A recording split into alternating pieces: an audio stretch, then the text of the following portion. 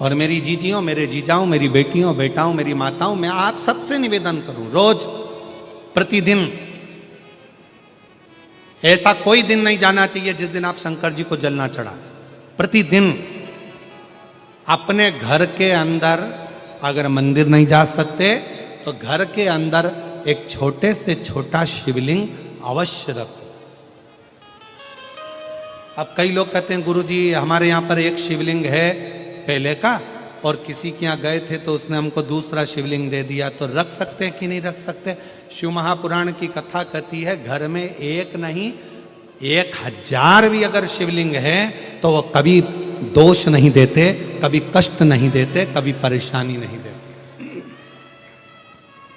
और फिर कोई कहता है गुरुजी हमारे घर में जो शिवलिंग है वो बीच में से खंडित हो गया, टूट गया, शिवलिंग टूट गया गुरुजी, उसका कोई दोष लगेगा क्या? शिव महापुराण की कथा कहती है अगर तुम्हारे घर में पुराना शिवलिंग है, तुम्हारे घर के अंदर अगर कोई शिवलिंग है और अगर वो बीच में से टूट गया, 40 टुकड़े हो गए, 50 टुकड़े हो गए, 2 टुकड़े हो गए, 10 टुकड़े हो गए, तो भी शिवलिंग कभी खंडित नहीं माना जाता, वो अखंड ही माना जाता। शिवलिंग कभी खंडित नहीं माना जाता।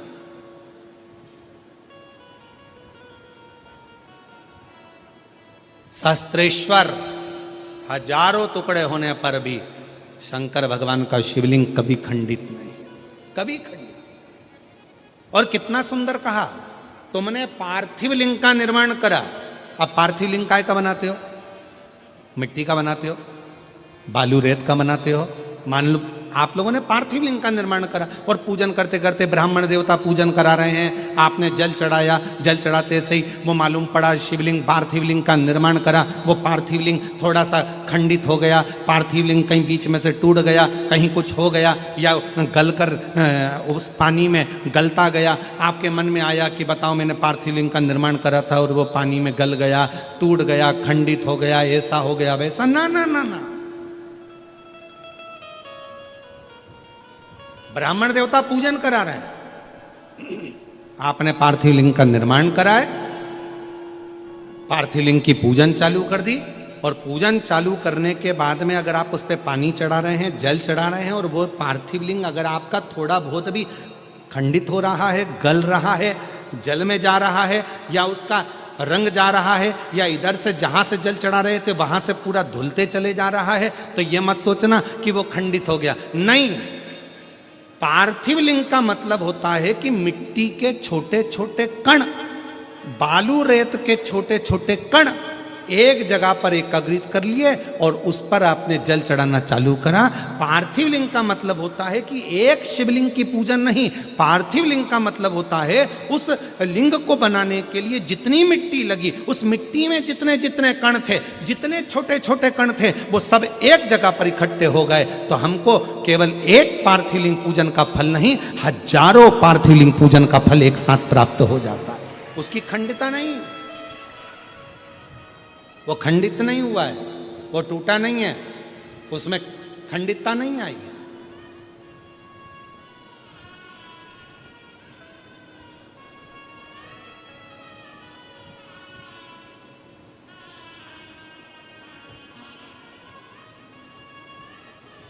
ब्रज भैया, अभी आप भी पार्थिव लिंग बना रहे होंगे। ब्राह्मण लोग जब शिव पुराण चलती है तो पार्थिव लिंग का निर्माण किया जाता है।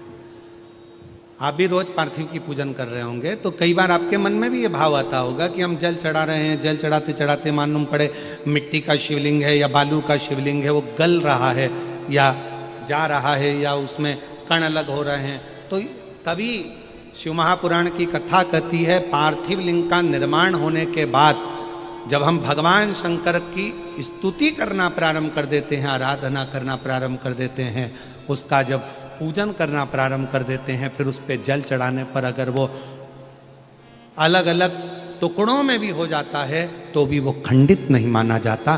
पार्थिव तो पार्थिव पूजन के महत्व को ही रखता है। पार्थिव